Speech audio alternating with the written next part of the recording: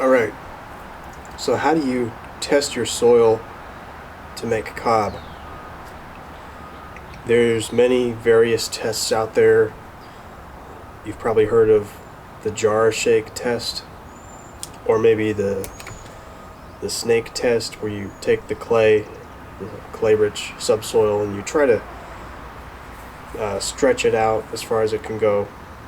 There's even tests where you put it on your arm, let it dry, and pull it off. And so people have come up with all these various methods, and I've tried them all several times.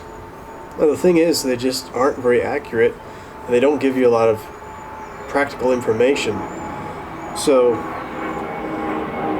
probably out of all those tests, the jar shake test is the most useful, but at the same time, at least for myself personally, I've never had any value out of that way of testing, at least around here in the southeast of the United States. If you take the subsoil, you put it in a jar and follow the directions, shake it up, let it sit at least 24 hours, you're not going to see that strata. You're not going to see the different layers separate as far as the sand, the silt, and the clay, etc. It's all gonna look like one big layer still. So what I came up with over the years, it's nothing extravagant or fancy or complicated, but all I do if I want to test my soil to make cob is I'll take the soil and I'll just make a batch of cob. Now you've got to make several batches probably, at least when you're starting, because you got to get the right ratio. So once you have a ratio, start making cob. Just make a batch of cob. Now the way to test your soil and your cob mix at the same time is to make little test bricks. Now they can be this size, they can be twice this size, really doesn't matter, they can be quadruple this size. So what you're going to want to do is make these bricks with your batches of cob using the different soil to aggregate ratios. Let them dry out completely, and then what you're going to do is just observe, just see what kind of result you get. Now this one here is really good. I actually made this probably 6 years ago. It's just been sitting in the garage. This was Tennessee subsoil, really good stuff. So this one doesn't have any cracks, but when you make your blocks, observe for cracks. Observe for, does the sand rub off? Is it very flaky? You can even do a drop test where you drop it, drop it from about waist height, see if it breaks, see what happens when it breaks. Does it just crumble? Maybe it doesn't have enough binder in it. So these are the kind of things you want to do to test your cob, or to test the subsoil to make cob.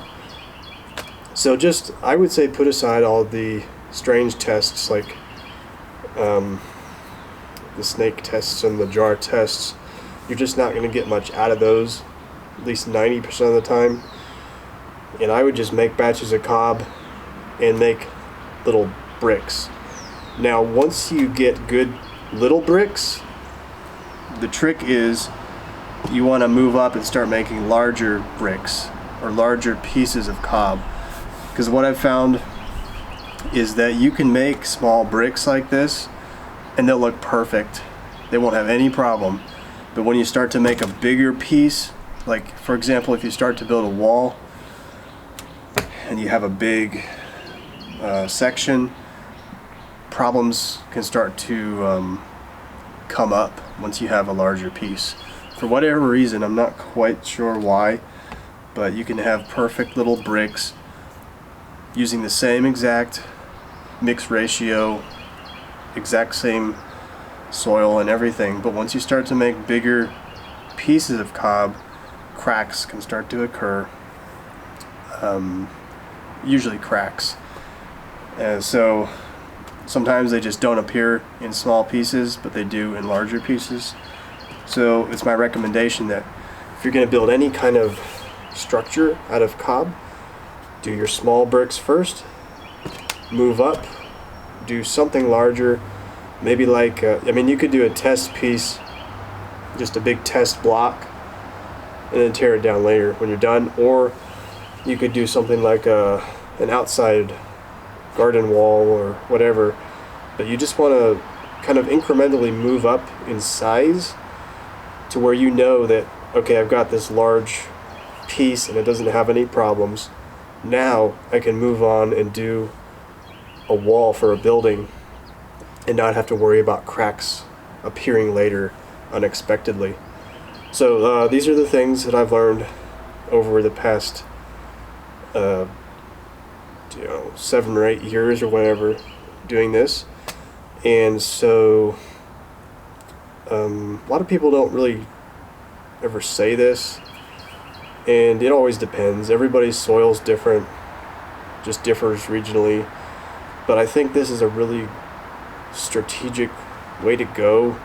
If you're going to build a building, do lots of testing prior to building, because you do not want to have cracks occurring once you've started building that building. I've had that happen before, and I've seen it many times.